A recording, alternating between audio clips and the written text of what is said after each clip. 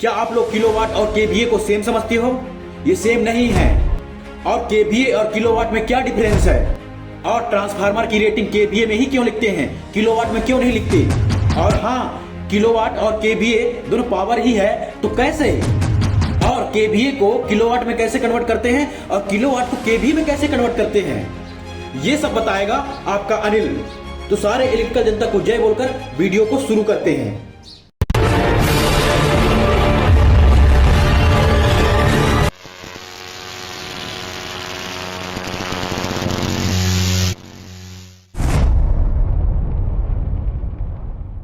I am Anil Dhurve, electrical electronics engineer.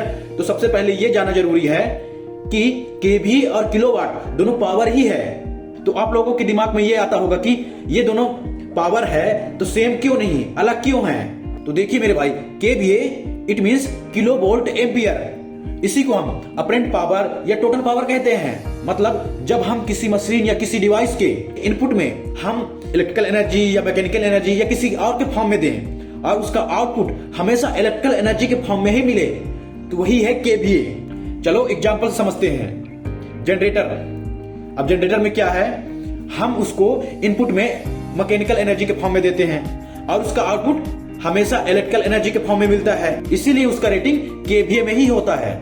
और आपके दिमाग में यह आता होगा कि जो हमारे सर्किट ब्रेकर है वो भी तो आउटपुट में इलेक्ट्रिकल एनर्जी निकालते हैं, जैसे एमसीसीबी। और जो बड़े बड़े सर्किट ब्रेकर हैं जैसे एसीबी, वीसीबी, इनका रेटिंग केवीए में ही होता है। और जो छोटे छोटे सर्किट ब्रेकर हैं जैसे एमसीबी, एमसीसीबी, इनका रेटिंग होती है एम्पियर में। आपको बता दूं, जो एमसीबी होता है कोई 63 एम्पियर का होगा तो कोई 20 एम्पियर का होगा। तो माय डियर फ्रेंड, इनका रेटिंग भी केवीए में ही होता है। कैसे?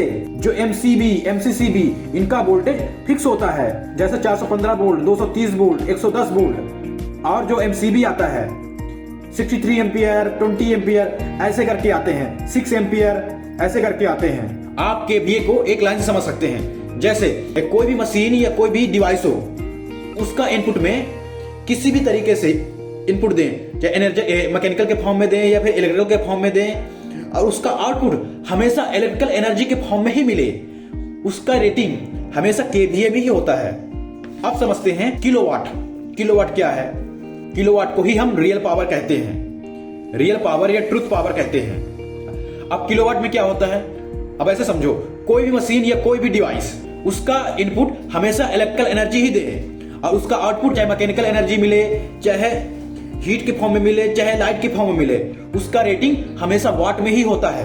एग्जाम्पल समझो, आपने सुना ही होगा, कोई भी बल्ब आप परचेस करने जाते हो तो शॉप वाले बोलता है आपको कितने वाट का बल्ब चाहिए, 9 वाट का, 100 वाट का, क्योंकि वो इलेक्ट्रिकल एनर्जी लेता है और लाइट एनर्जी देता है। मतलब हम इलेक्ट्रिकल एनर्जी देते हैं और लाइट के फॉर्म में हमें प्रोवाइड कराता है, उसका यूनिट हमेशा वाट में ही होती है। मैं क्या बोला कि हम कोई भी मशीन या कोई भी डिवाइस हो, हम उसका इनपुट इलेक्ट्रिकल एनर्जी दें और उसका आउटपुट किसी भी फॉर्म में दे, चाहे मैकेनिकल एनर्जी दे, चाहे हीट एनर्जी दे, चाहे लाइट एनर्जी दे, उसका रेटिंग हमेशा वाट में ही होती है।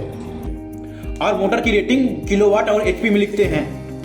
तो आपके दिमाग में यह आता होगा कि मोटर की रेटिंग किलोवाट में और एचपी में भी आता है, तो किलोवाट और एचपी में क्या डिफरेंस है? इसके बारे में मैं नेक्स्ट वीडियो में बताऊंगा कि एचपी क्या है और किलोवाट में क्या डिफरेंस है, और किलोवाट को एचपी में कैसे कन्वर्ट करते हैं, और एचपी को किलोवाट में कैसे कन्वर्ट करते हैं, इसके बारे में मैं नेक्स्ट वीडियो में बताऊंगा। अब समझते हैं, किलोवाट और केवीए दोनों पावर हैं, तो कैसे हैं? आप जानते होंगे कि पावर की यूनिट वाट होती है, और वाट का फार्मूला क्या है? W इक्वल V इंटू आई। अब आई क्या है? करंट है। करंट को हम आई से डिनोट करते हैं। अब ऐसे समझो, watt equal to voltage into ampere. इसको एग्जांपल से समझते हैं। हमारे पास एक सिंगल फेस की मोटर है, इसको चलाने के लिए हमें पावर की नीड होगी, तो इसमें एक फेस और एक न्यूट्रल जोड़ते हैं। तो मैं जोड़े हुए इस सप्लाई के द्वारा इलेक्ट्रिकल पावर को भेजता हूं। जो मोटर में टोटल पावर गया है वही है टोटल पावर केवीए, और जो हमारे मोटर जो टोटल पावर को जितना पावर यूज करता है वही है केडब्ल्यू, किलोवाट। और जो हमारा मोटर जितना पावर यूज करने के बाद जो पावर वेस्ट हो जाता है वही है पावर फैक्टर। आप समझो ट्रांसफार्मर की रेटिंग केवीए में ही क्यों लिखते हैं, किलोवाट में क्यों नहीं लिखते। तो मैं आप लोगों को बता ही दिया, हम उसको इलेक्ट्रिकल एनर्जी देते हैं और हमेशा उसका आउटपुट इलेक्ट्रिकल एनर्जी में मिलता है। एक और चीज, ट्रांसफार्मर में इलेक्ट्रिकल एनर्जी देते हैं लेकिन उसमें इलेक्ट्रिकल एनर्जी वेस्ट नहीं होती, वो डायरेक्ट डिलीवर कर देती है, इसीलिए उसका रेटिंग केवीए में ही होता है।